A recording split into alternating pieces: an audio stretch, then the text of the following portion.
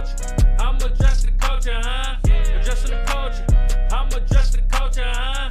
Adjusting the culture. I'm adjusting the culture, huh? Adjusting the culture.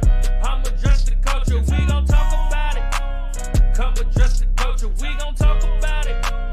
Come adjust the culture. We gon' talk about it. Come adjust the culture. We gon' talk about it. Come and adjust the culture, huh?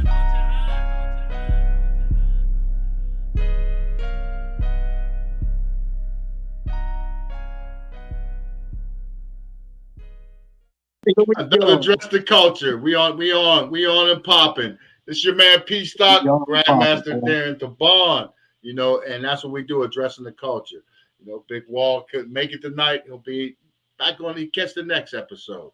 But this is address the culture. We have a great show tonight with icons and martial arts. Some of the greatest icons in the world. Martial arts and entertainment and whatever you look at with martial arts, I mean, right down to the physical security and you know, and everything. I mean, this is great. You know, I mean, we have returning. We have Ron Van Clief, who's been on the platform before. Great show. You definitely want to catch the Hangman.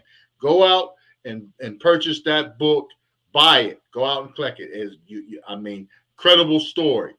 We have Joe Steve Muhammad, who has been on the platform before. That, you know, another great icon, you know, in martial arts, the BKF, for real. You know, that's, you know, enough said. We have Tasso Allo back. You know, he's been a regular coming through, popping in on the shows with the FMA and the legacy shows and everything with Darren. It's great, you know, great episodes. And tonight we have another guest that we're going to bring them all in shortly. We have Dacascos on the show tonight. You know, another iconic martial arts figure. You know, great icon. We got, as the hip hop kids say, you know, it's like, man, this is an iconic show right here. You know, we have legends. You know, in fact, you know, and that fits in with the legacy. So, Darren, how does that with these iconic guests that we have tonight, and you know the history better than anybody, you know, better than me, you know, how does this show make you feel, you know, about these legends, these icons that we have on board? You know, Brother PStock, you know, Brother Aludin 19, you know, we got one late night, you and Brother Aludin 19, you know, we hooked up on the phone and started talking about it. And it started off legacy for the legacies that I started almost a dozen years ago. And the beauty of where this turned into, it was predominantly Filipino martial arts. And now what we have done is open this up to all martial arts. And in doing so, we really concentrated on a lot of the systems that came by way of Hawaii, the Hawaii great grandmasters that taught a lot of these gentlemen that we've had on this show. And, you know, GM Dacascos, all of them has touched bases with people that came by way of Hawaii. And it's the same for Filipino martial arts. So many great Filipino martial artists went from the Philippines to Hawaii here. And a lot of them stayed there on the islands. But, you know, today we have three great icons here. You know, Joe Steve Muhammad, BKF. Okay, you got the great Ron Van Clief. Okay, actor. Oh, so many films he has filmed. Black Dragon, you know. Yeah. Black Dragon, you know, I mean, it's just on. And now you got the great Dacascos, GM Dacascos here today. And I think what's unique about this is going back 50, probably 55 years, these guys were competing at the Long Beach Internationals and World Tournaments. Yes. And to have these three great legends come on the show today to see each other and talk, you know, and just chop it up. What more could we ask for a 2023 first show? Okay, yeah, we heard that. This is And big. all of these three gentlemen are legends. They're legends. I Yeah. grew up, reading about, and everybody I knew talked about them. And they come from my sensei's era. My first sensei, Sensei Rodney Hu, was on the 1970 USA team and went to Japan to fight too. So my sensei comes from these three great men's era, but that's all I read about. These three men, and of course several others, but these three men right here, that's all you heard about. But as far as the pillars of Kaji Kempo and the history of it, and the great Emperado, Chow, these guys, they were amongst that. Okay, they were a part of that, coming to Northern California, and GM Dacascos. Hey, it's an honor to have him on the show today, especially with Cjo, Steve Muhammad, and GM Ron Van Clief, and to get them together at one time. Yes. We can only imagine. We can only imagine their stories on what they can share. Right here on Address the Culture. Yes, on Address the Culture, iHipHopTV, bro. Right here on Address the Culture. For me, this is huge. This is huge. Yeah. Really huge for me. And we're gonna make it happen. These guys, they know each other. The camaraderie is great. You know how we like to do on Address the Culture. We like to kick back with the nice vibe and environment, and that's let these guys, bless us, enlighten us with all the knowledge that they bring in forward. But I had invited Palaka Namahoy and Tasi. Tasi, I believe, grew up. Yeah, he grew up, I believe, with Jim Dacascos' brothers. Okay, and I think they came up in the same area. Palaka, I know a lot of these gentlemen might know Palaka's teacher, the late Sonny Gascon, and several other teachers that Palaka Namahoy, trained under. So that's why I wanted to invite Palaka. Palaka's tied up right now. He can't make it. We got Brother Tasialo on here and these three great icons. And I'm anxious. I'm excited to listen to their history. And this is what it's all about. Legacy, brother. This is legacy. This is legacy right here. This is iconic legacy right here. And a lot of these guys are the gatekeepers for what's happening in martial arts right now. Yep, it looked like Ron. We have so I'm gonna bring Tasi in real quick because Tasi, the same thing. You come in, you grew up with the brothers of Dacascos. What was that like coming up? In Hawaii. His brother Arthur or Artie and his brother Alan, but Art was the one that was close to me. We both were musicians, and he also shared Al's books. And that's when I first seen what a Tai Chi textbook looked like. And, when I was looking at the poses of all the masters, and then all of a sudden I said, man, that guy's holding a ball of light. That's when I realized the energy comes out of the palms of your hands. And that if you know how to intensify that chi in you, you can literally hold a ball of light between your hands. So, and that's why I always remembered Al Dacascos, because he was a great tournament fighter. He was being groomed by Cjo, and I think his teacher was Asuncion. So he got some taste of the sticks too. But his family, when I was growing up with his brother, they were known as musicians. But a lot of musicians are martial artists. That's what a lot of people don't know. But that's the reason. And since I had a feeling Palaka wasn't going to make it, I said, hey, I'll jump in, because they'll remember when I say who I used to live with in Fairfield, and he's going to go, what? I used to live with Tony Ramos. And he'd ask me, we talk all about the stuff back in Hawaii. But his brothers and his books influenced me. And like I said, like how I told Cjo, Steve Muhammad, about my dad being at Chosin in the Korean War, where they ran out of ammunition and they had to fight hand to hand to survive. He told me, "You're going to learn martial arts because you run out of bullets. You better have something else." Mm-hmm. So, It's like Cedro Reynard Lozada, same thing. Yeah, Reynard, Cedro Reynard. We heard about that one. Yep, we got it in. So what we're gonna do? We're gonna jump off. We're gonna pay a quick bill. Then we come back. We're gonna bring these icons on here, because I don't like to impede progress, and I want to give these guys as much time as they need and have to give to us to get messages out, and let's talk and bust it out. So this is Address the Culture. I'm your man PStock. Blessings to Damar Hamlin. He's rise, he's breathing, he's up. Big shout out. Let's go. God is good. Back after this blessings. Right after this blessing. Let's go.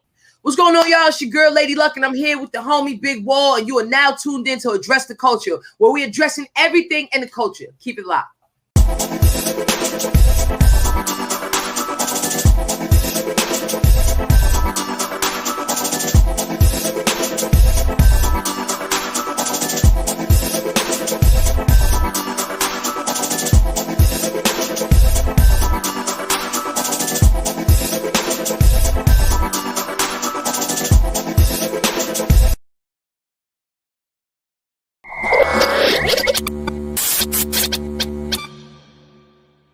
The legacy continues. So that's what I'm saying. And that's what we're here to talk about tonight. Fubu Radio as well. Fredro Starr, he was doing New York Undercover, and he wound up coming to the house, grabbing some shirts, and he went out and said, "You know what? I'm gonna shoot this on a show." He shot on New York Undercover. He wound up getting killed in the shirt, but it was like for us, it was like a 30-second commercial. When everybody was here and doing things, we were always trying to figure out how we can zig when others were zagging. You know what I'm saying? And when that third year came, we were so, nervous, but at the same time, we was making the most money we ever made, to date. That's when the whole 350 million thing came into part, because we started, expanding. And now we're in 2020, so I got to see everything. I got to see it go from an 8-track to digital to streaming. You know what I'm saying? Like, it's crazy. And the concept behind what we're doing with the radio station is kind of the same concept that we do with the clothing brand, because it's all about our community and giving back and building our people up. But once it got to the 90s and past there, you can't really talk about hip hop without mentioning Fubu.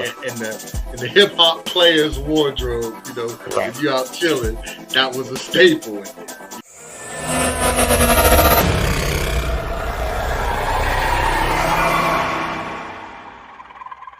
Are back with the iconic guest. This right here is amazing.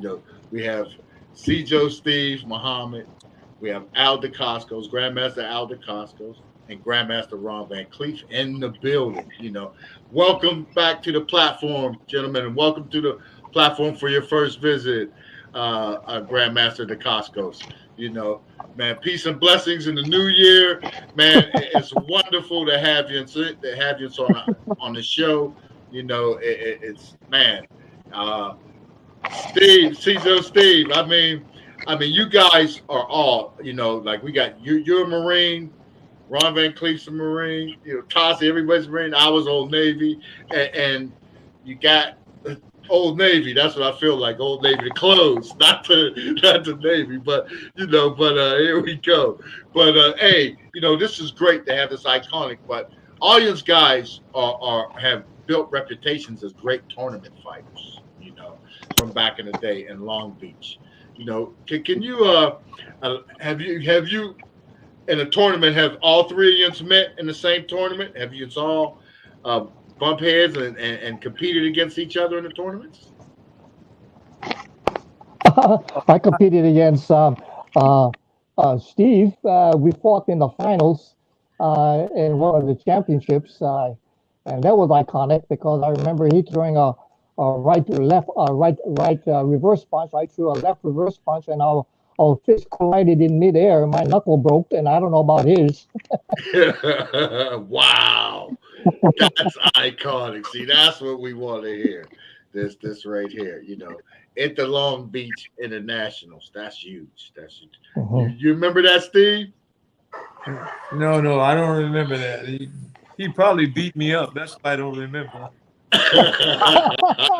No, Steve, it ended up the other way around. You ended up beating me, and I think you went against Bang Yu or either Joe Louis for the finals. I can't remember that one there. I know that we fought in the finals in the evening, and you came out blasting, and we went straight at each other. And I don't know, for some reason I saw an opening, and I said, man, I'm going to hit him right in the chest. And I guess you probably saw the same thing, because when our knuckles collided in mid-air, both you and I grabbed our hands and started shaking it and started looking at each other and laughing, because I said it was just kind of weird that happened, you know. That's huge. That's huge. You know, and what I love about it, and that's what Big Wall and I and Aladdin 19 and Darren's vision was with Address the Culture, especially with you guys. You know, we want to make sure that we have you on here so we can get this digital record, so we can saturate the youth today with you iconic guys to try to drive people in. Because when I see you guys, you know, and I want kids to see you. I want kids to understand. I believe me, Damar and his little brother Demir, they watch. I sit there and show them the videos. This is what you want to do. Talk about the martial arts training and the lifestyle. You know. So with that being said, on it, and this is for audience, how do you like the state of the martial arts community today? You know, the direction is gone, the way everything is moving. How do you feel about it? How about that today? Steve, we can start with you. I haven't been to a lot of tournaments, but when I went to the tournament, they don't have the and which we had back in the day. They're not fighters. It's almost like a showmanship or something that they're. I think back in the day when we used to, everybody you got in front of, they could fight. So you had to learn to fight in order to fight those people. And I never remember anybody that couldn't fight back in those days, which meant they had to train hard in order to be able to fight in the manner they did. You had respect for each other. That when we did hurt each other, we immediately apologized, but it didn't keep us from fighting hard as we were supposed to. So I would say the difference is that they're a lot softer. They have the fluid technique which we had in our day. If they want to demonstrate, they look beautiful. When they're fighting, they have the meanness in which we had in the day in which I was fighting. I remember seeing all the fighters. The first time I went to New York, I didn't know about it. And Musa and Luke John Davis and Delgado and all the guys that were in New York, they were great. I had never heard of them until I saw them fight. I said, man, where did these guys come from? Because I had never heard of them. So I had no knowledge how well they fight. But they were great fighters. And they were doing such a disservice coming up by not letting me know East Coast and West Coast had great fighters, because I didn't know them.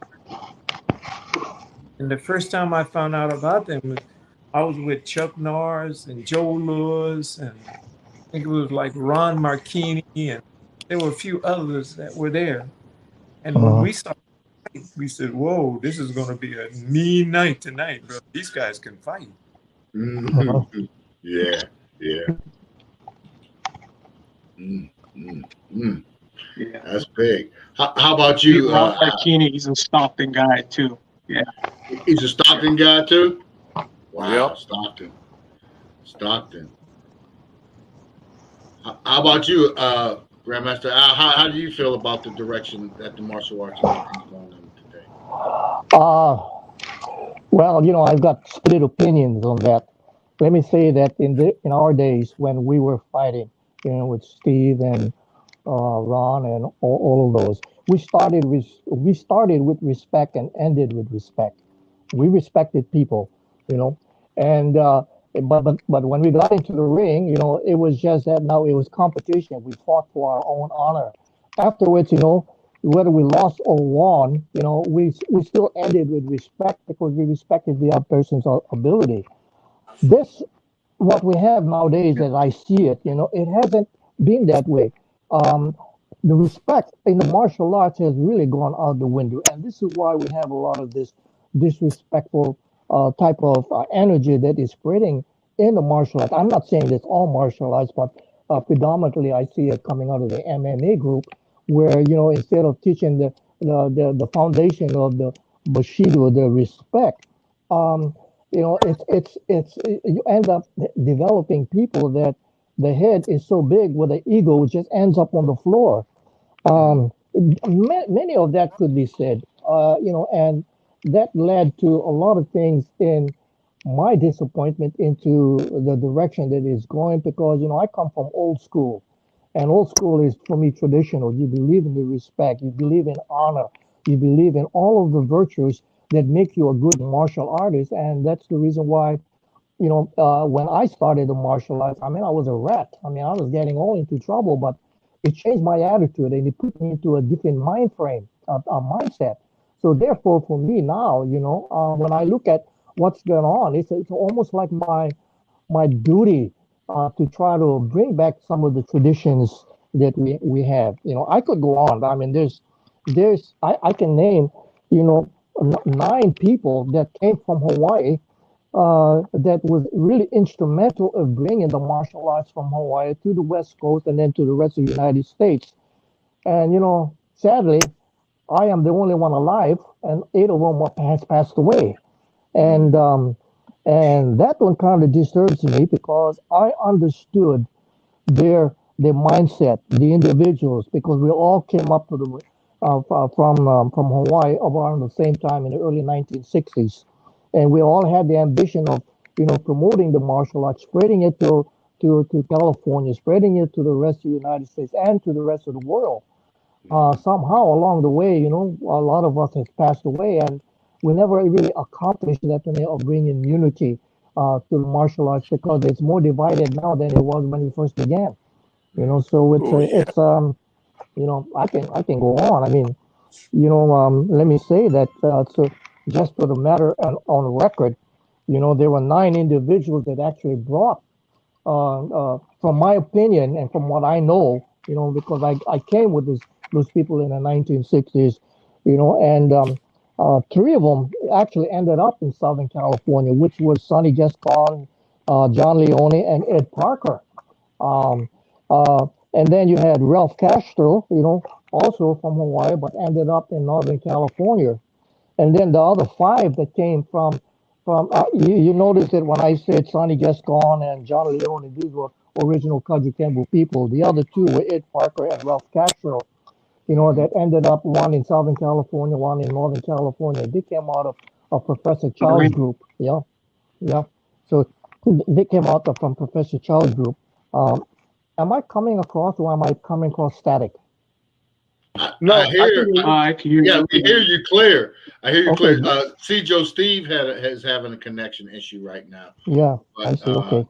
But You're you're ready. coming across clear. Yeah, you're fine. Okay, yeah. And the other five that came out from Kajukenbo and that really popularized Kajukenbo on the Northwest, I mean, in the California area was Joe Halbuna, Charles Gaylord, Tony Ramos, Al Reyes, and myself. All of them in my group, the five of us that came up from California, we had plans of really keeping the Kajukenbo and Kempo karate, really promoting it throughout uh, California and the rest of the world and so forth. You know, these four, Hal Bruno, Charles Gaylord, Tony Ramos, and Lidio Reyes, we all ended up in Northern California, and therefore we formed the Kajukenbo Association of America, which later claimed the International Kajukenbo Association, and we did that purposely because during those times in the 1960s when the Kempo people were competing in karate tournaments, we were getting slaughtered on account that we weren't fighting the karate rules, which had to be the reverse punch, really steady, and not there were no drop kicks or back fists and everything else this way. So when the Kaji Kempo people and Kempo people got together and formed the association, then we put in our own rules, and now it became more what I call more all style, where we could compete against those that came out of the Kempo, the karate and the taekwondo systems. So therefore, I believe the Kempo system that started out in California had a really heavy influence to the rest of the United States, going all the way from there all the way to New York and the East Coast and spreading out to Europe. I think that we did our job.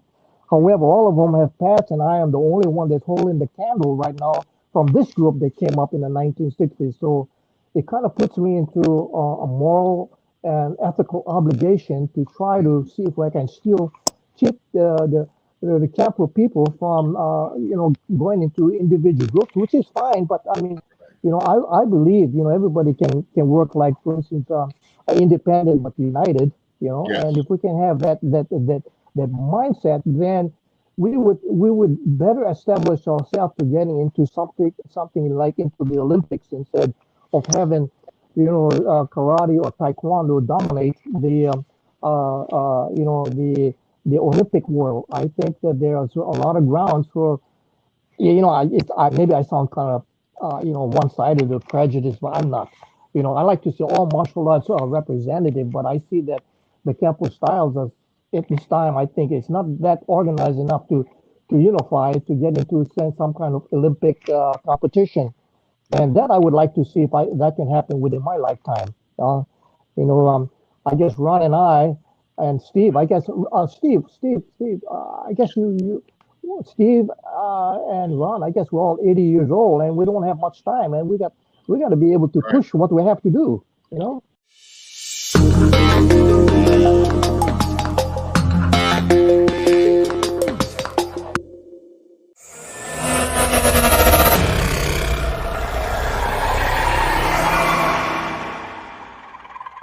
GM Van Clief, how do you feel about the state? You're a veteran of Address the Culture already, and the Marine Corps, and the martial arts world. So, what do you think the state is direction?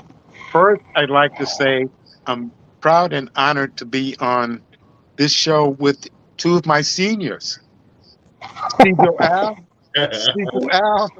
Steve, my seniors. They are my seniors. I've looked up to them since I was young in the martial arts. Mm-hmm. The last time I saw Steve, we were in Panama together doing some seminars. And I got a chance to really ingest his chi. And it was a wonderful, wonderful experience. It was a wonderful experience. But I'm sort of disappointed with what I see in the martial arts today. In the traditional styles, there are so many grandmasters that it's unbelievable. There are more grandmasters in New Jersey than there are in Japan. It's really too much for me. When I go to tournaments now, it's not like when I started competing in 1960. Now they give me points for almost nothing. It's almost like a game of tag. And there's no respect. They wear anything for a uniform just to make it look flashy. And to me, it looks like a choreographed scene from a kung fu movie, but not as refined. And it's sad. I stopped competing in karate tournaments when I was 60. Yeah. I got tired of getting punched and kicked and stuff like that. But I've been competing for the past 11 years in jiu-jitsu, and it's been fascinating. No more punches and kicks in the face. Sifu Al came one time and saw me fight at the wow, at the Triple Crown here in Hawaii. But It's different. There is no respect anymore. There is no loyalty. Someone studies with you a certain amount of time. They go off. They create their own version of your system, and they are now established. There is so many things happening now. It's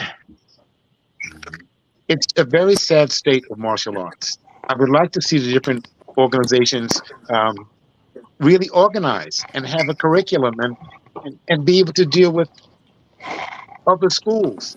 I've always been of the free mind that you can train wherever you like.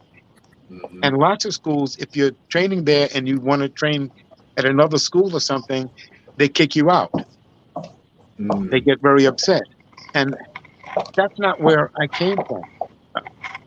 Moses Powell introduced me to Peter Urban. Peter Urban gave me the head that I have now to be all-inclusive. Don't be judgmental.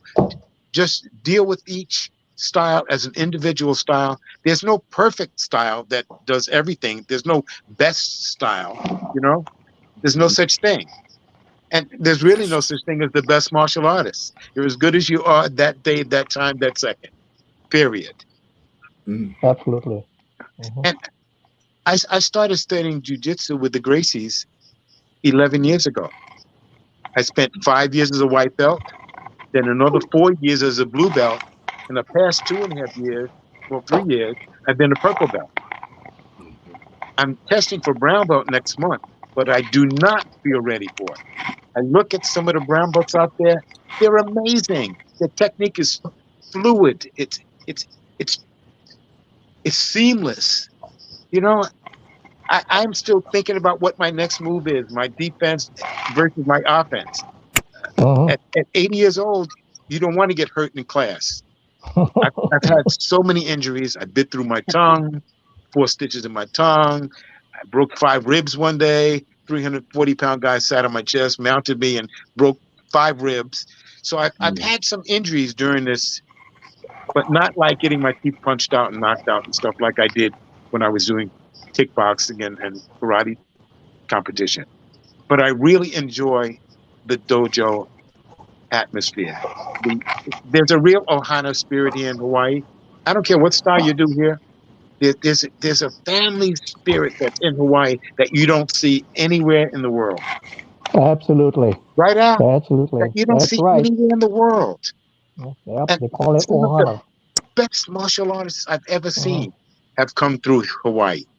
You know, I'm so glad I've been able to be here 11 years, and I plan to be here until I die. But my goal is to make black belt in Helson Gracie Jiu-Jitsu, which I'm on that road. 11 years. I'm still on it 2-3 days a week, still competing.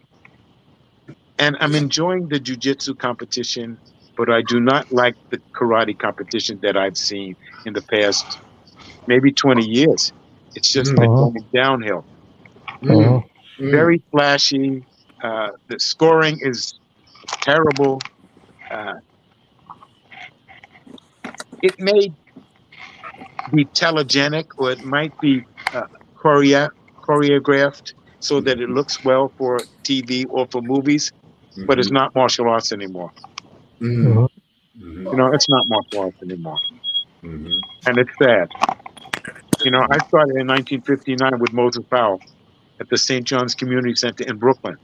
I was 17 years old. I was already old. You know what I mean? Really. I had been a gymnast up to that point. So I didn't know anything other than when I met Moses Powell, he was the most amazing individual I had ever seen in my life. He was like Batman, Superman, Hulk, all of that in one. That's my story. And I have so much respect for Steve. He doesn't know. I love you, brother. I do. I love you. Al, you know you're my brother. Yes. Yeah. 100%. The highest respect for both of you. Forever. It's an honor. Yeah, that's huge, you know. And yours are all iconic, and yours all have the same. You had the same answer about the state of the martial arts and the karate today, you know. So that's saying something, you know. So what's the fix? I believe a part of the fix, and I'm hoping, is shows like this. with you saying it, that people get a hold of shows like this and they hear CJ Steve saying, no, it's not the same. They hear you say that, so that's the goal. So with the UFC and the MMA, with the emergence of those two, has that changed the landscape? Is that the thing that's given people that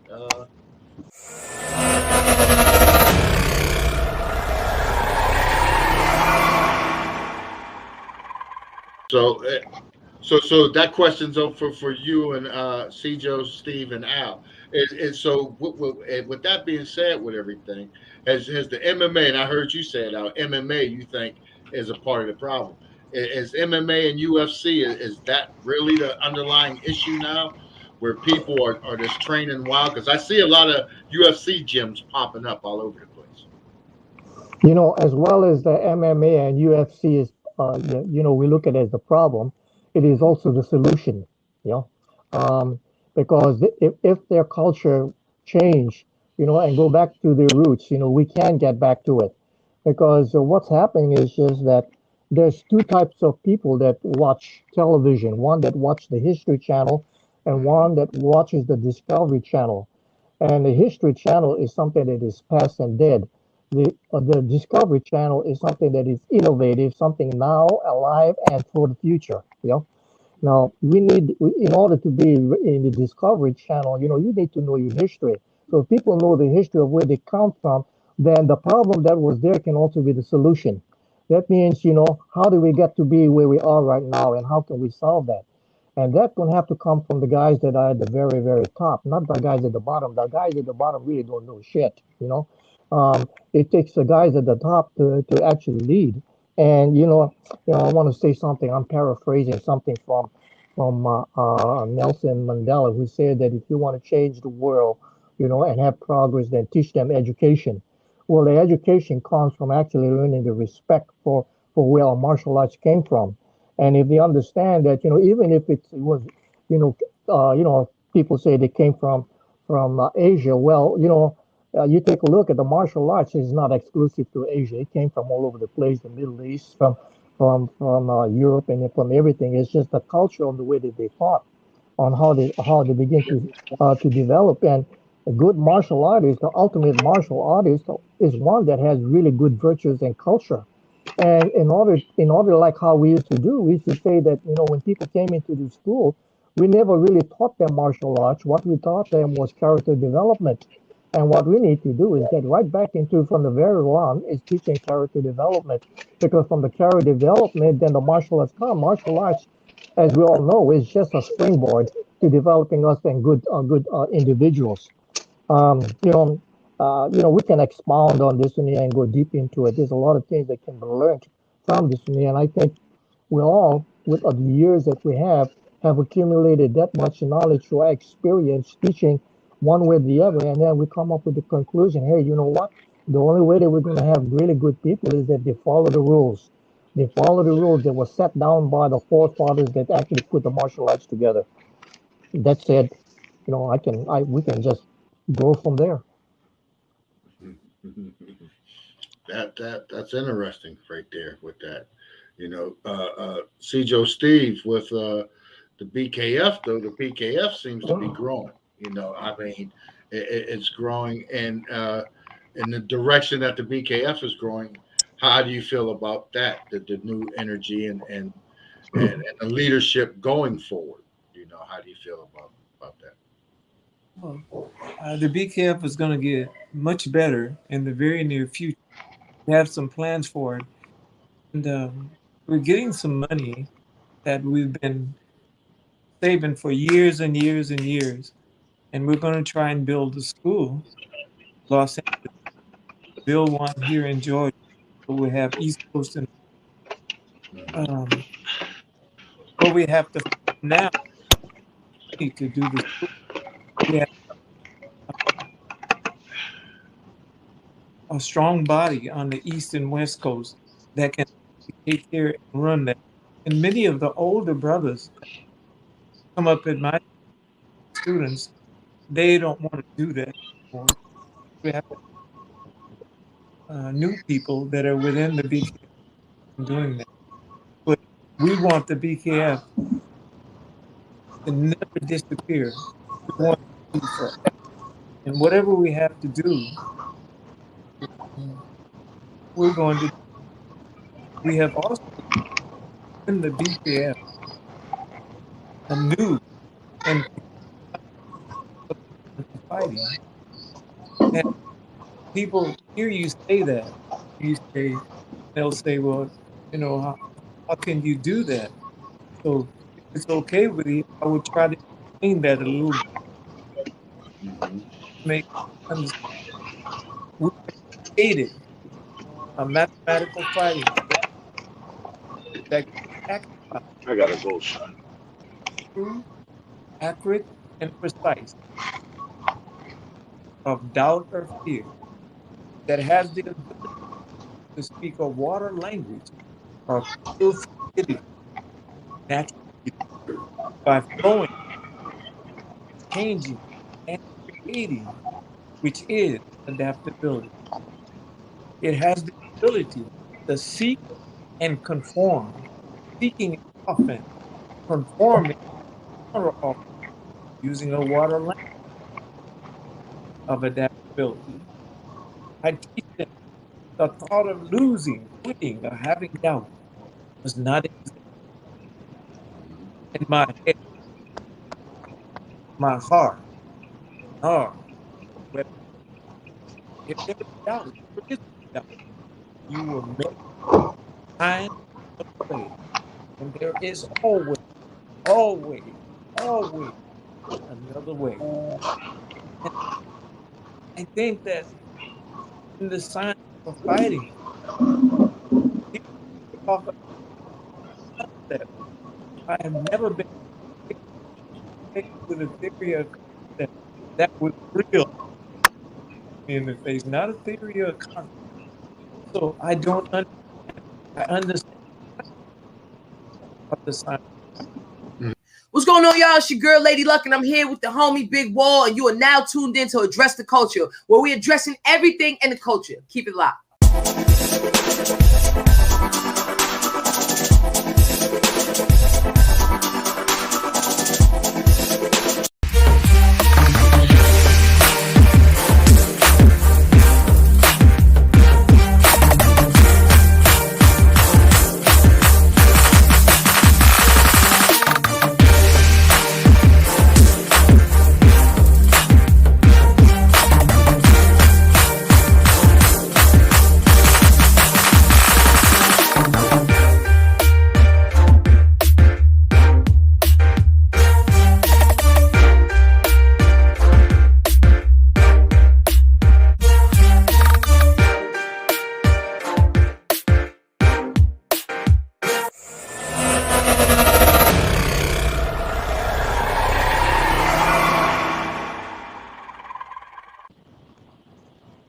When you speak on fighting is not a system, but actually a science for fighting.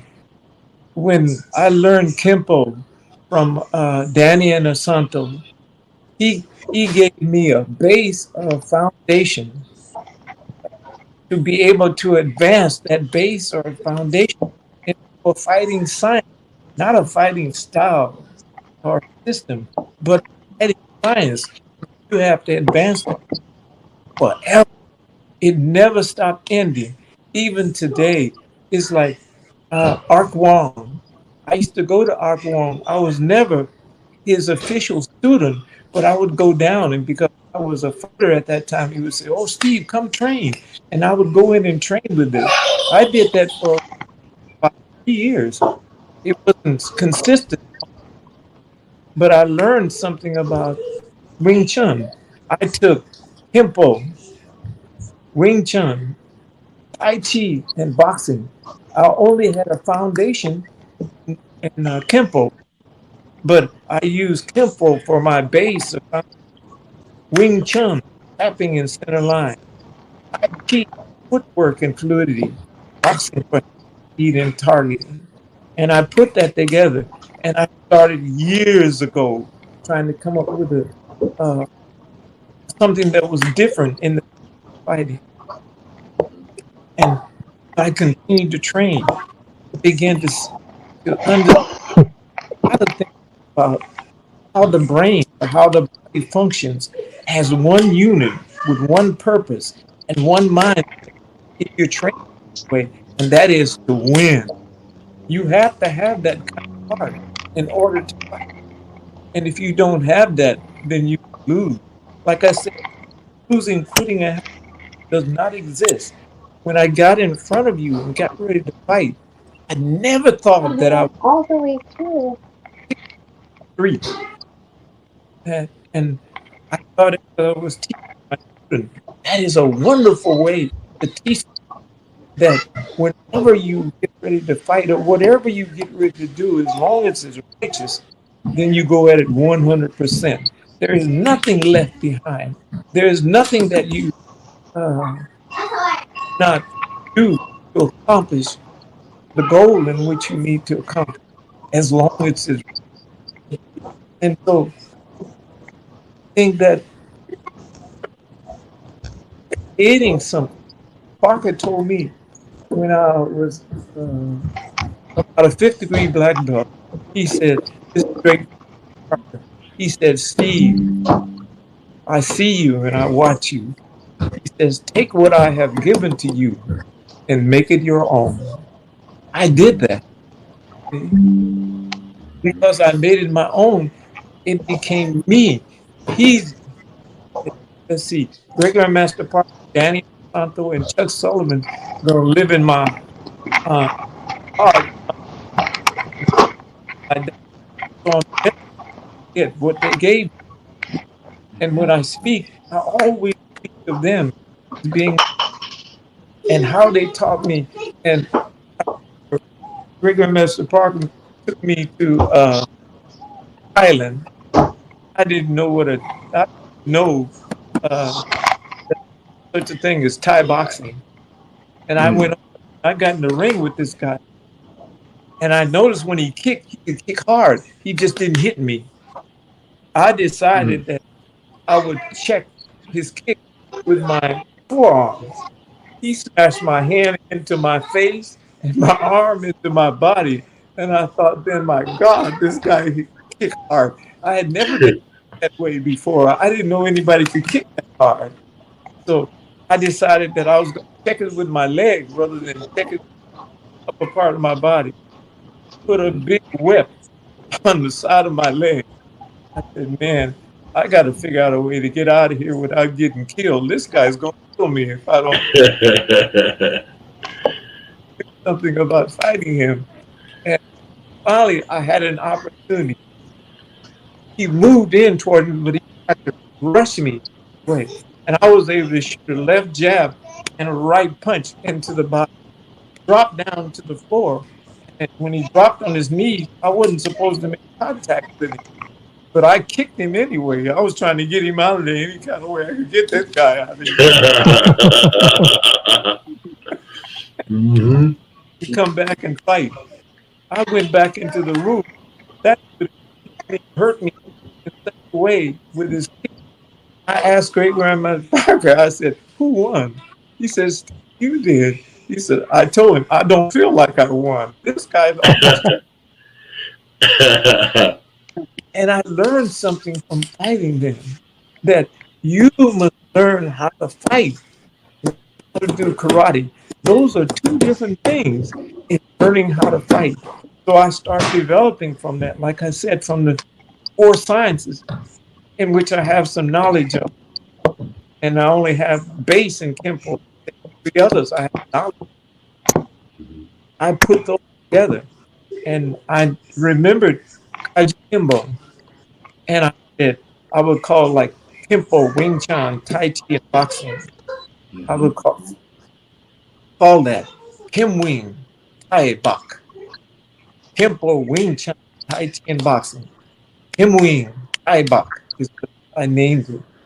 And I'm going to try and put that out of the way, and I'm writing a book on it now of the fighting which has been created. I'm going to try and get it to the world. And I would like to get my science out for also, for them to be able to see it. Have some and stuff also this year or something. That's big. That's big. That's big. Fantastic. That is big. That's huge, you know. And the systems go on, and that's what the legacies are about, and that's what these shows are about. We like to like Ron is going on with the Gracie style. He's in it with the jiu-jitsu and going further, getting the game. I remember on the show before you said you gotta have a ground game. You have to have a ground game, no matter what style you have. That is. Gotta have a ground game. And so you agree too, Steve? You agree, Al, too? You gotta have a ground game, right? Absolutely.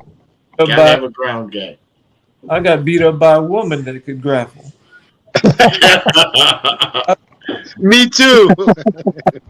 I went to school and to just take karate because I was doing protective service work in school. And I was asking the guy, he says, man, I'd like to learn a little ground fighting. That's what I see. So he said, okay. He said, Steve, come on. I'll get you an instructor. He brought the woman out. And I said, I don't want to wrestle with her. You know, I didn't want to wrestle with a woman. It was tougher than her. So she, no, go ahead. She'll help you how to wrestle. And she had to get down on like my knees and my hands. And she told me, I'd like for you to get up, you know, off your hands and knees. She grabbed my hand cross. I don't know how the heck she did it, but she grabbed me crossways some kind of way. And I went to the right, and it's like she put a body in the way. I went to the left, and there was something in the, I don't know what it was on that side, but there was something in the way where I couldn't make that flip that I was trying to do. Right. And she moved my arm and flipped me hit me down. I thought I would be strong enough to push her off of me. I couldn't do that. I had to tap her on the shoulder and say, can you let me up, please? I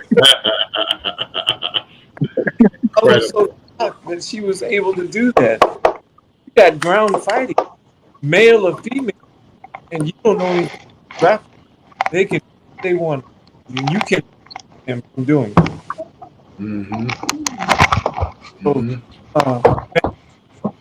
Ron, yeah. That.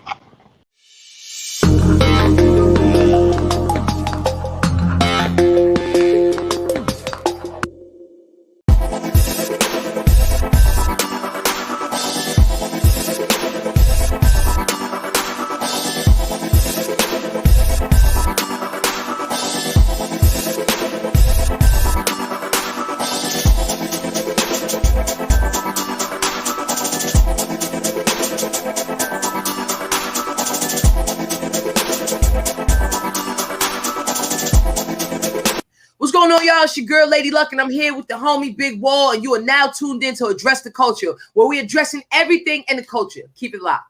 What do you think is some of the biggest misconceptions when we talk about just modeling, taking pictures, and pursuing? Because there's a lot of them out there. That were easy. So I feel like it's just how you speak to people. And if you don't talk down to people, if you talk to them like, you know, maybe try it this way, or how about this?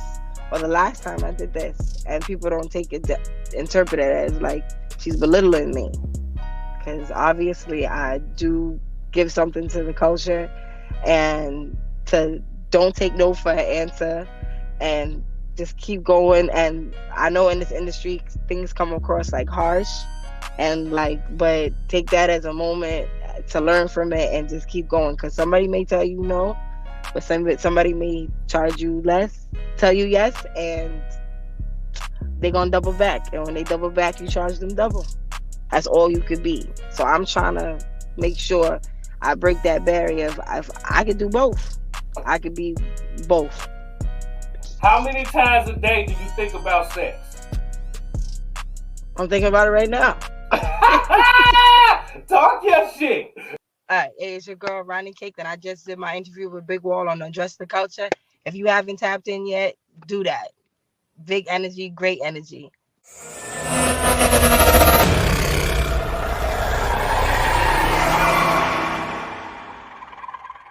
As for me, guys, I'm just soaking it up. You guys are the Great. senseis here, you know. Yeah, And, yeah.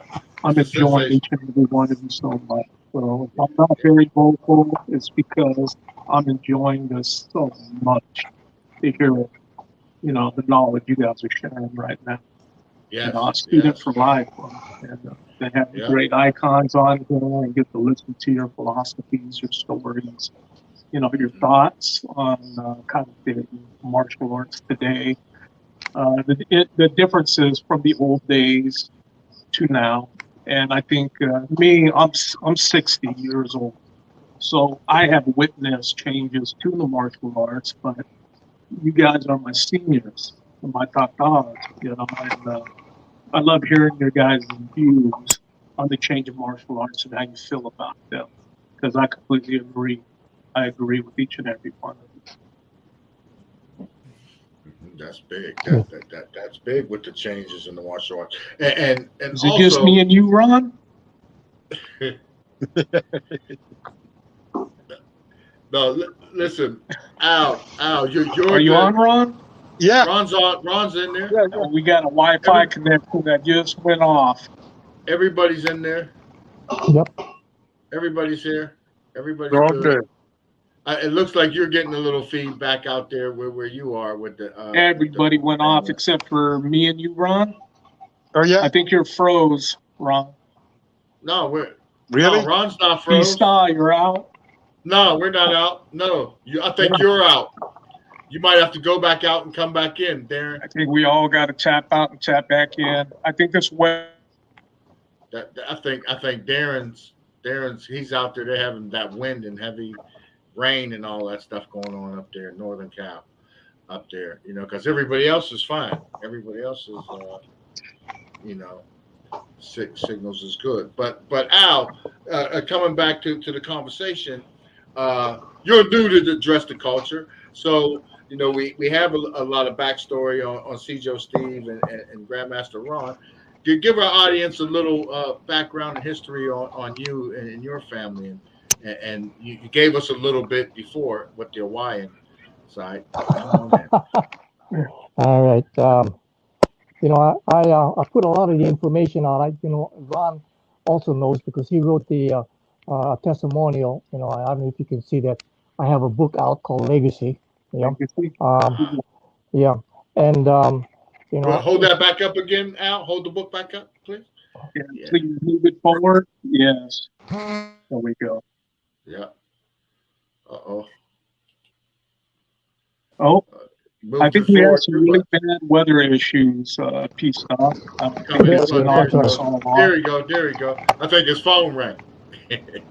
Yeah, okay, that's called Legacy in the Eyes of a Warrior. Yes. And you know, I put it out in 2016, and within that year, it reached the #1 spot, and I'm writing up a second edition on it because that covers a lot of things. Originally, the book was set up with close to over 700 pages, but the publisher said it was too long, so they cut it down to 274 pages. So, you know, I'm going to write more of it. But you know that when I wrote my book out, you know, because a lot of people, I actually wrote my book out because more so for my son Mark, you know, because you know, every time when I work, you know, work with my son Mark, it was always, Dad, I need to know more about you. You know, I said, well, Mark, you know, I get so much to talk about. Why don't we just put it out in a book? And it became more of a therapy to write a book down on my life and legacy. You know, and you know, and it's talk about a lot of things. I talk about a lot about life, my philosophy on life, my mindset. You know, and such things as that. My family, you know, is made up. My nationality is Chinese, Filipino. My family actually came out of the Philippines and from Mongolia, China, and my parents actually met in Hawaii, and this is where you know the culture of what we had, you know, what came into being. Being that of that nationality, you know, I had to learn the Chinese martial arts and of course the Filipino martial arts. It was part of the culture, and we never knew it. We just did it. It was almost like playing football or soccer. You just did it and never had a name for it.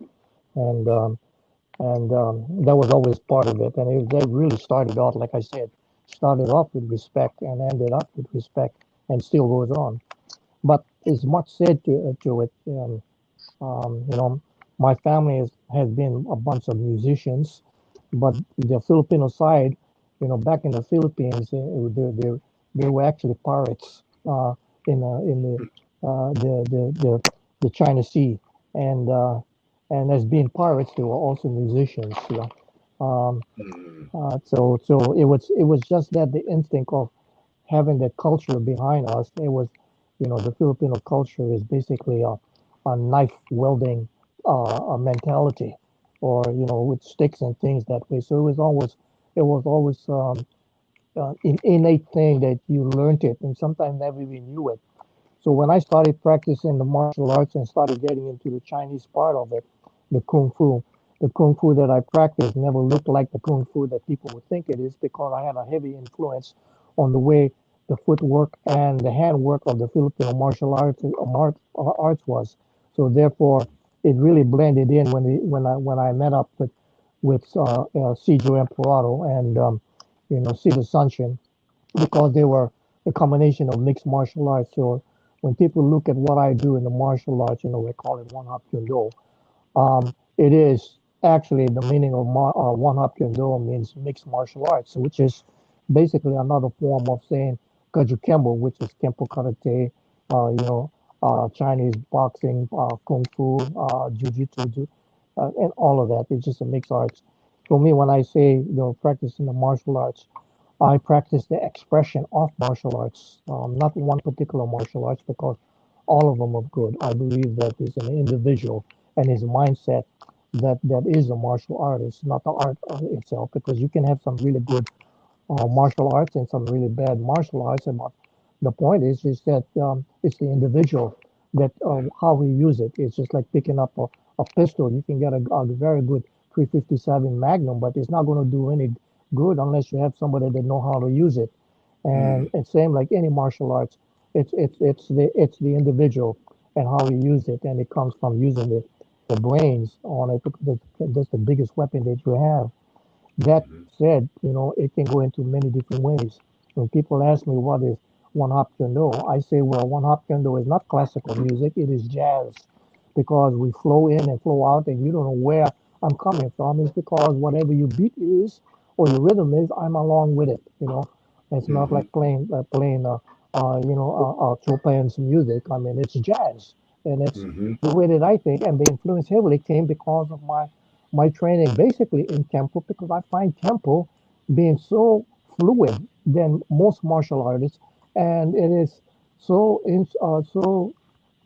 representative of what came out of Hawaii, because the Hawaii was so mixed at that particular time. And when the other 8 people came to the mainland in the 1960s, we were already hand people. We were already using a lot of hand techniques, and we just exchanged more and became more innovative when we intermingle with the other martial artists that were already existent in here. So therefore, you know, what came from Hawaii and what is now it represents Kaju Kempo or Kempo on the rest of the world is not what the Kempo that came out of Hawaii, because it's totally different. Something that came out in the 1960s is it's grown. It's so matured. It's so innovative. Because in the old days when we were coming out of Hawaii, I mean, we only have basic kicks: front kick, side kick, back kick, hardly any jumping kicks, and most of the kicks was never higher than the belly button.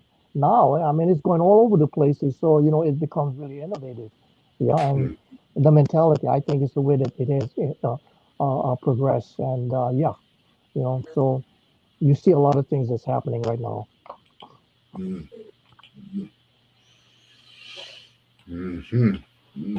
How is like I understand, Cjo, Steve, you got the security background as well as everything. Like Ron does the entertainment and everything. Well, Steve, your style and everything you do, it's transcended, like all martial arts, into the entertainment industry, in the entertainment side of everything now, like in the movies with the John Wicks and these new series like the Jason Bournes and all these movies. Everything you notice, I notice when y'all see these movies, you see a little bit of what you teach being put out there. Oh, Correct? yes, that is correct. If you look at Wesley Snipes, Yes. I did protective service on him. Yes. If you look at the Blade movies, I gave him movements for that Blade movie.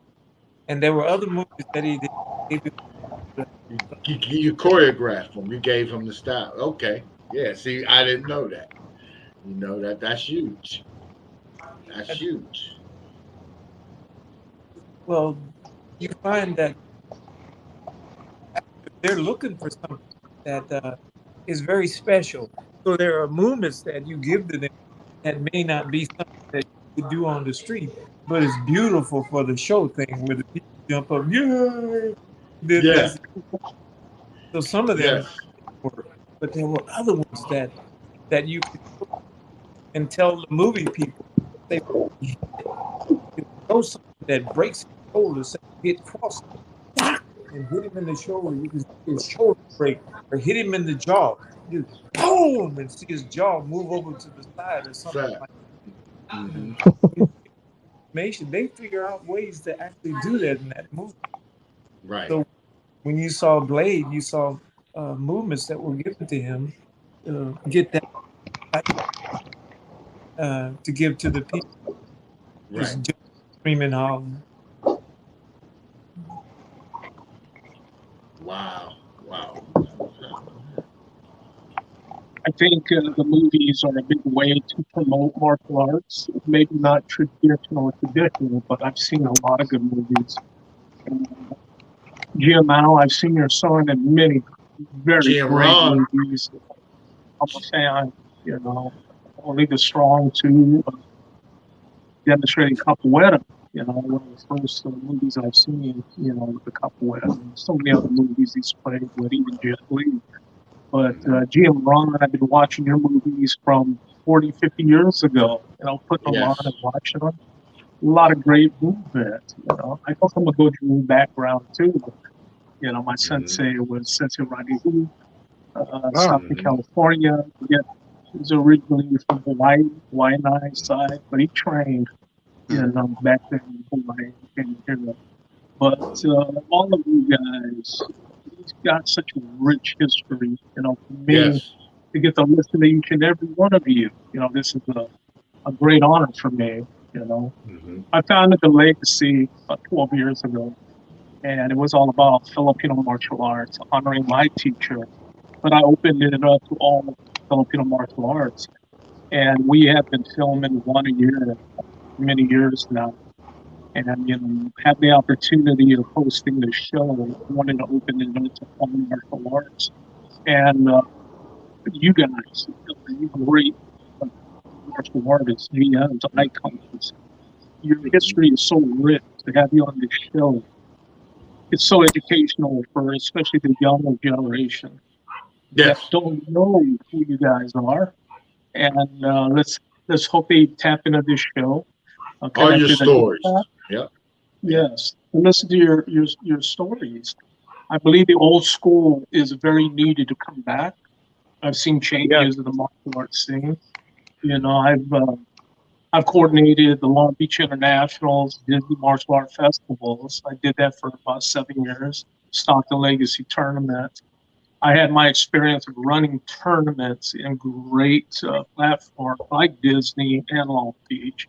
So, you know, you guys come from the old school, the beginning of Long Beach, you know, and to see what it's today.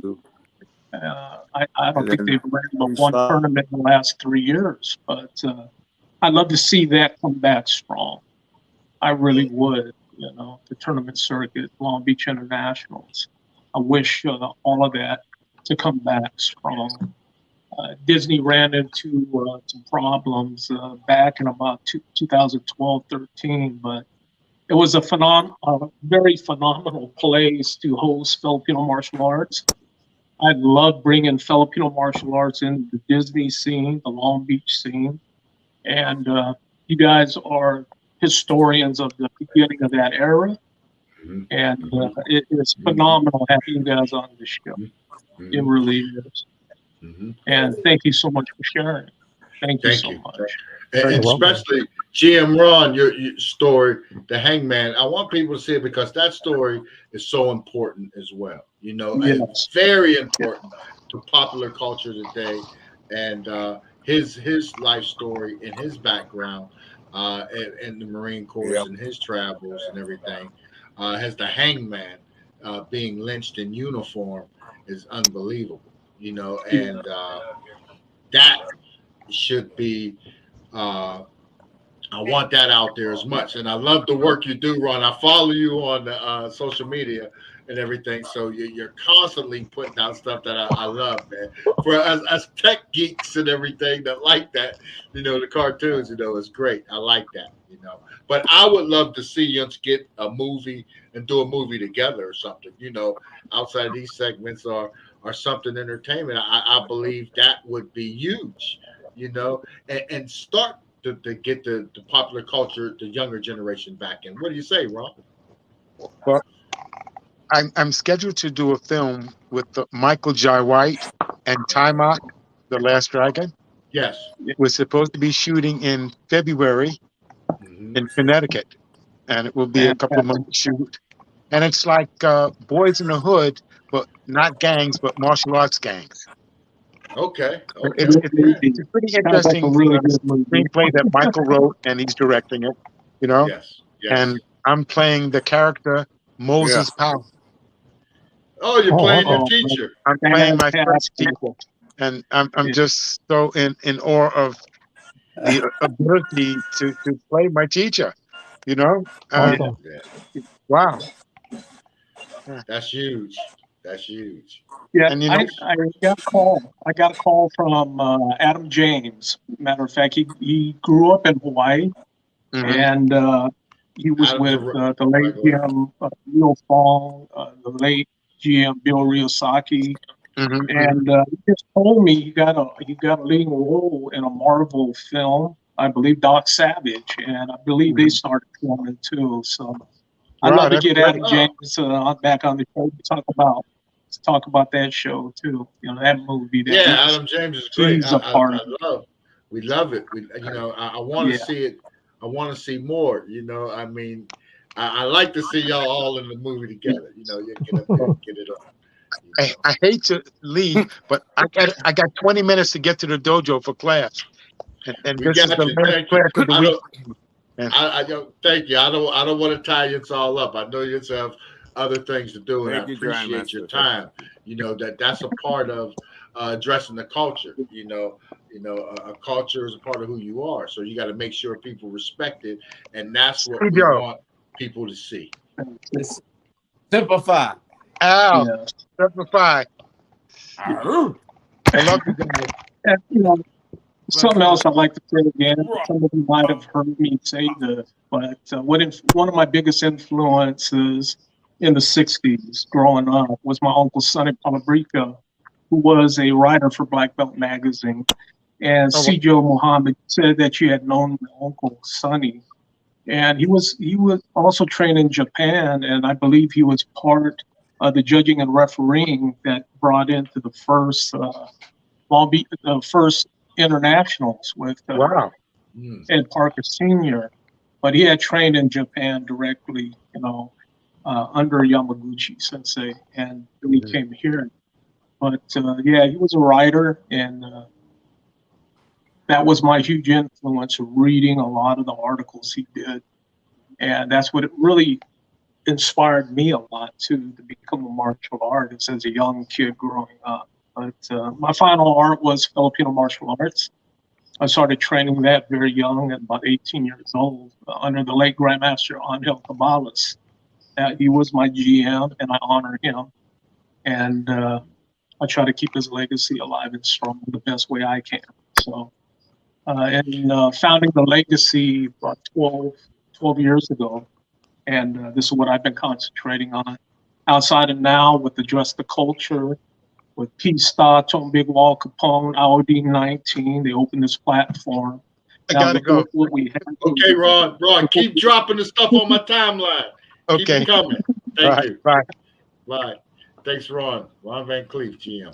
Hey, that's okay. It's great. It's great that you know, we have this platform, and that's what I want for Al and CJ Steve, Grandmaster Al. Anytime you have something to say, or want to come on, want to address the culture, address the popular culture, come on, give me a hit. I follow you. I follow you, Steve, on Facebook and everything. Drop me stuff that you want promoted. Drop it on my time, and I'll send it out there in iHipHop world. You know, so anything you got, we got you. We love it.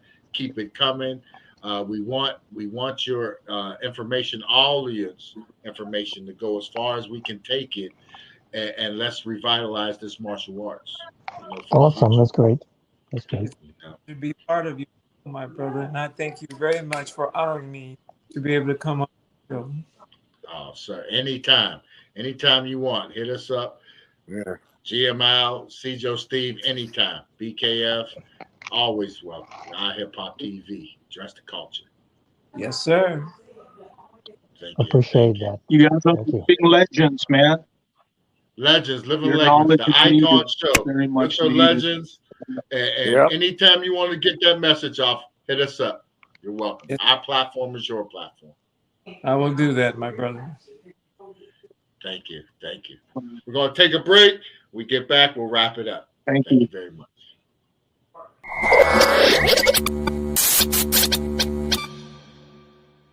The legacy continues. So that's what I'm saying. And that's what we're here to talk about tonight. Fubu Radio as well.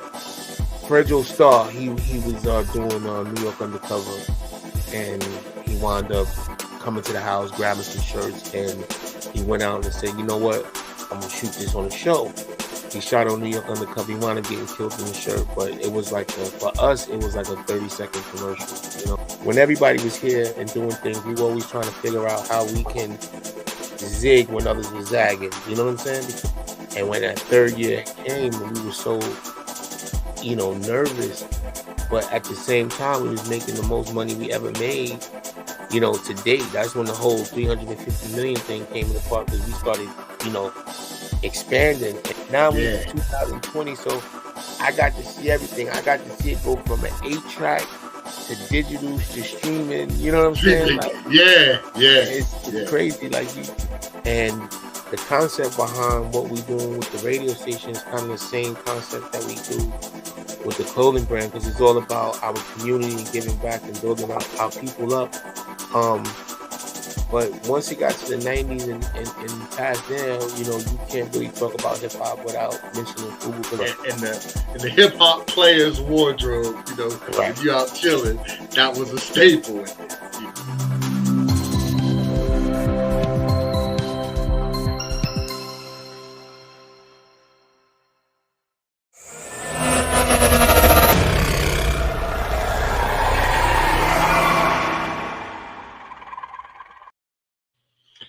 Hey guys, that was what I'm talking about. That was an iconic show right there. You know, very iconic. And brother, go ahead. I mean, it's great. Like kids. Yeah. Hey, I think the weather played a role in today's show somewhat. I got knocked out several times, bro. But you know, it deals with phenomenal. The digital. It deals with the digital platforms, the bandwidth.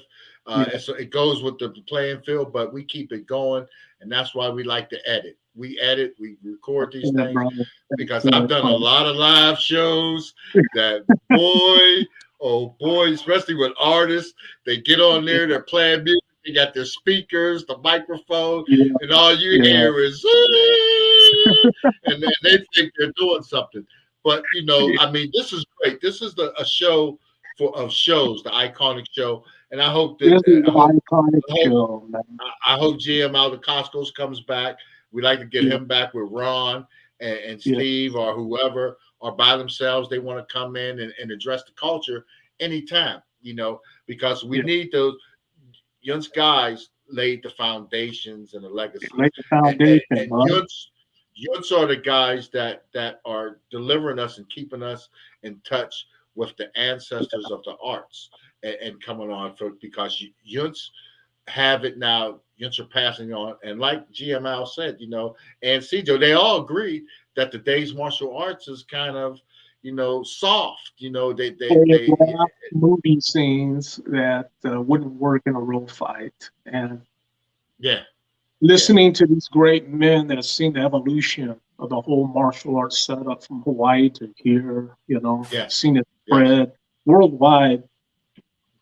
People got to listen to them, listen to what they have to say, because I believe it has become a problem in the martial arts setting. And we need these legends to speak their voice and let people know how they feel. Yes. We need this. 100%. You know, guys like you, Aladdin 19, Dacascos, GM Steve, and Ron. This is a way of life. You know, this is a lifestyle. It's a lifestyle. Yes. Aladdin 19, he laid it out. Being my age, you know, I listen to these guys, and they remind me when I was young, listening to my senseis, you know, and they spoke what was on their heart. They got to speak on how they feel. And I think in today's martial arts, you see everything in the magazines, but a lot of people, I think, can't speak from their hearts on how they really feel about things. Right. But I think it's a huge concern for the future of martial arts to listen to the old guys, okay, the old grandmasters, to speak about their concern for the future of martial arts. I really enjoyed this show. I did. I was popping in and out, but I got to hear it. Hey, we got it down. We got to just. That's why I said this could be the first of many to come through, because we need that. Because you know, the younger generations, and this is my observation, and I see it with the kids. You know, I have grandkids. I have great grandkids. You know, and they gaff me off. You know, the same thing, and that's the problem. They don't want to hear what the elders have to say. So with that being done, that's how real it is. And they got with that being done, you know, that takes people out of their history. We need that history. We need our elders. We need to absorb the knowledge and the information from them. Because when they're gone, they're gone. You're not going to be able to. When you need to ask them that question and to get that information, then you won't. They're not there. So that's why we do these shows. That's why we want this digital record, and that's why we want to. And that's why we want to, you know, keep these shows going, to create this digital record. You know, so the kids can look. You can refer to the kids. You can go to YouTube, pull it up. Look at the episode 1. Yeah. Look at the influence of who they worked with. Guys like Wesley Snipes, Michael J. White, Dacascos, his son, Mark. Dacascos. He's made so many movies, you probably can't count that many movies, you know? I mean, this is huge. And it's a huge influence for martial artists. Martial arts royalty. That's there in that martial arts royalty family in Hollywood. Yes, it is. But it goes farther beyond that, and you can hear the passion in Al talking about it. GML wasn't playing. You know, it's soft. He's concerned. He's not playing. He's concerned. He's concerned. He's concerned. Yes. Beautiful. So that's beautiful. That's what we're here for. Address the culture. You know, that's what we hear. You know, let us know what you want to hear. You know, tap in on all platforms.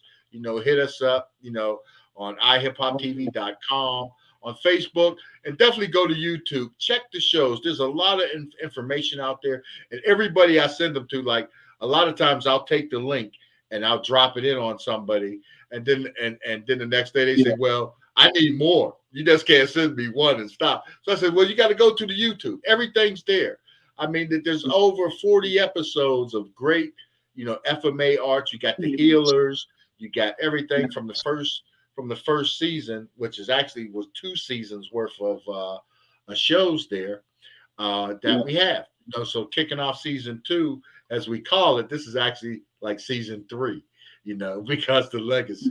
You know, so here we go. But hey, it's great to have Darren on there. Go ahead. Something else I want to say, brother. Hey, big shout out to your grandson, Damara Hamlin. Oh yeah. We all prayed to God that he come through. He came through, brother. And wow, that's huge. Big shout out to Palaka Namawe. And big shout out to the late Kaipo Tulasaga. And I believe his funeral was February 4th. And we tried getting Kaipo on the show. His health wouldn't permit it. Now he's gone, bro. But, you know, this show, this digital documentation you talk about, it is digital documentation of history. Yes. Okay. Martial art history. You know, never in my wildest dreams did I ever think I'd be part of a show talking to these greats, these great martial artists that paved the way for all of us. And it's not very often, PStock, where I get on a show and I feel like a teenager again listening to these guys because, bro, they've been there, done it. You know what I'm saying? Icons, yes. It makes me feel good. Icons, you know, iconic. Yeah. Yeah, I mean, these guys can be mentioned up there with Bruce Lee. You know, they were synonymous with Bruce Lee. Yeah. Bruce Lee was the martial arts revolution of the late 60s and the early 70s that picked up steam here in the United States. And like Al said, and like you've always told me, Tasi, you, Palaka, everybody always says everything comes through Hawaii. It came from the West. I heard Al say that it comes from China, it comes from everywhere. It hits Hawaii, and then Hawaii passes it over to the West Coast, and then it spreads. That's the way the flow goes. You know, there's something else, brother, that I wanted to bring up because, you know, we have GM Al Dacascos and GM Ron Van Clief living on the island. On the island, but I would have loved to. Yeah, I would love to give a shout out to, hey, what's going on with the graves over there, the old graves? You know, they're building over there. Is that still going on now? I forgot to mention that to them. I forgot to mention it. Yeah. It's still going on, brother. And it's happening all over the island. Yeah. It's happening all over we tried hard. I like to try harder. Yeah. Yeah. We got to do a show. We got to do another show. It's going. We got to do another show. We got to do another show. It's time for another iFreedom. I know they're infringing. Yes, I believe they're infringing even on family members of Brother Tasi. Are they having problems, Tasi, still? Or are they trying to build on John's dad's grave? Or have you heard anything on that? What's happening with John's dad is the graves are sinking. And nobody's doing anything about it. I see. And then when you try to call, you get sent to a number, and then it's just like a recording, so you can't talk to anybody. I see. And I agree. I kept popping in and out, but the show, once Al them started really talking about how they felt about how the martial arts looks today, and they were right. They hit it exactly like Darren and I've been seeing it.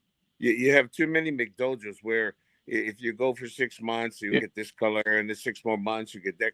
But you cannot determine how well you can fight in 6 months. Some of the greatest fighters, even these men we just had interviews with, they didn't learn their art in 6 months. They did it for a lifetime. Yes. They dedicated their lives to it. Yes, I agree. The people today, the kids today that are coming up, everything's handed to them. It's almost, when I was in the Navy back in the day, we had terms for guys like nuclear guys that come to the fleet. We call them push buttons because they come to the fleet and they give them rank automatically, you know. So they come to the fleet. So we call them push buttons, but they don't know nothing. You know, that's the way these McDojo people is. It's amazing. I seen a guy and I love him. And that's funny. Say that again, Darren. Yeah. But what's wrong? You in? Yeah, we hear you. Yeah, We I can hear hear you. My daughter's 13 years old, and her husband's still in. your bandwidth's getting caught again. Tasi froze up. Can you hear me?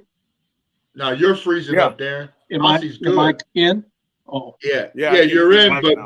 but you're having you're better okay. now. I'm freezing up. Okay. Yeah, you're better now. You're doing better. Oh, okay. now, Okay. you know, so But, this for my daughter over 20 years ago, serving in the military, she's seen the change already happening, you know. Oh yeah. But yeah, bro, you know, the martial arts, we hope the best for it. There is still a lot of us instructors that still try to teach the old way. And I've seen huge changes, and even Sarada and Screamer. It's not the same no more, you know. Things change in time. I think commercialism, speeding up a rank, has a lot to do with it. Skipping over basics, that has a lot to do with it too. Basics are the key to any system. If you fly through the basics, you're going to have poor advanced. You're going to have poor everything. The basics are everything in all martial arts, brother.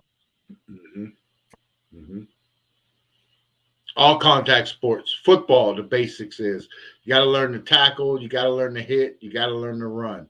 You know, everybody's having. But hey, this has been another Address the Culture. Everybody's having technical difficulties. That's okay. That's how we do it on Address the Culture. Definitely tune in every Thursday and Wednesday. Well, Wednesday, 7 p.m. for Address the Culture for the show. And every Friday night for you want to tune in and catch iHipHopTV one-on-one. We have some great shows coming up on that. You know, and Address the Culture, you definitely want to catch Culture Connection with Big Wall. You definitely want to stay in tune here. We got GM Darren. You back, D? Darren is back. You know, and you know, so that's been great. You know, we're going to keep it going. We're going to get ready for the next show. Hopefully, we have some better. Next time, it'll be on me with the weather. We have, you know, the weather's turning again. You know, it's getting cold. You know, we had a couple of a week with mid 60s, and we thought we was in summertime over here. Yeah, we're gonna get hit this Saturday again, bro. I believe by a bigger storm. This storm today was bad, and I know trees are down everywhere. But hey, brother, thank you for this opportunity. And here goes another one. And give a shout out to Tone Big Wall. I haven't seen him in a long time, man. And, yeah, definitely. That definitely is. I haven't heard from him, so I know he's taking care of his family. He gotta do what thing. So and catch a break and build and prepare for 2023. You know, you definitely want to check out Big Wall in London, Paris on London Paris's World coming up. You know, their second season. You know, you want to tune in and catch that show as well. You know, come on, Address the Culture and everything else. So everything's going. That's all we do is we keep putting them out. We're going to give you the content and the news that you can use, man. And this is Address the Culture. I'm your man, PStock. And we're here with Grandmaster Darren Tibon. Peace and blessings, everybody. Like Ron Van Cleef, GM Van Cleef says, quit calling me that. All right, DT. Okay. Big DT. Darren's good enough. Tibon. Tibon's good, okay? All right, bro. Thank you. Right. We did it. It happened. A beautiful show again, okay? Yes, sir. All right, sir. bro. Peace and blessings. Peace and blessings, bro.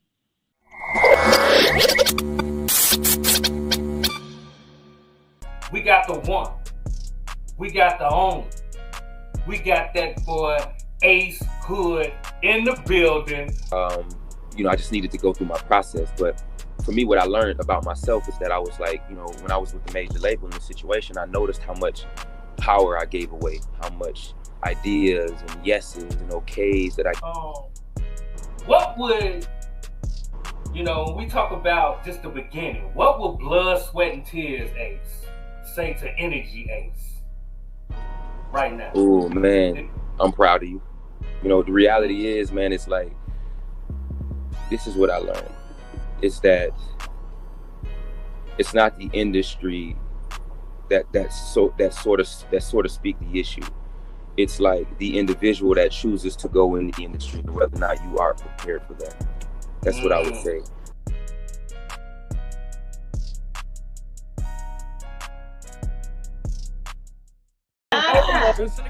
You made me sound way too excited. Say something. I mean, he put that crown on your head, brother. You know, you ain't the crown holder for nothing. Man, all right. Now, with all that being said, the first thing I want to know is, how did you get your name?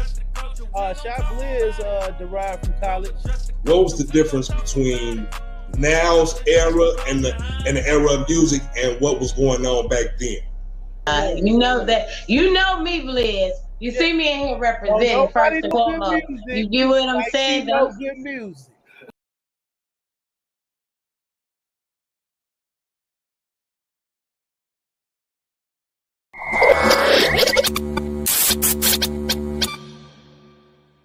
The legacy continues. So that's what I'm saying, and that's what we're here to talk about tonight. Fubu Radio as well. Fredro Starr, he was doing New York Undercover, and he wound up coming to the house, grabbing some shirts, and he went out and said, you know what, I'm gonna shoot this on a show. He shot on New York Undercover. He wound up getting killed in the shirt, but it was like for us, it was like a 30-second commercial. You know, when everybody was here and doing things, we were always trying to figure out how we can zig when others were zagging. You know what I'm saying? And when that third year came, we were so, you know, nervous, but at the same time, we was making the most money we ever made, you know, to date. That's when the whole 350 million thing came into part, because we started, you know, expanding. And now we're in 2020, so I got to see everything. I got to see it go from an 8-track to digital to streaming. You know what I'm saying? Like, it's crazy. Like, and the concept behind what we're doing with the radio station is kind of the same concept that we do with the clothing brand, because it's all about our community and giving back and building our people up. But once it got to the 90s and past there, you know, you can't really talk about hip hop without mentioning Fubu. And the hip hop player's wardrobe, you know, if you out chilling, that was a staple in it.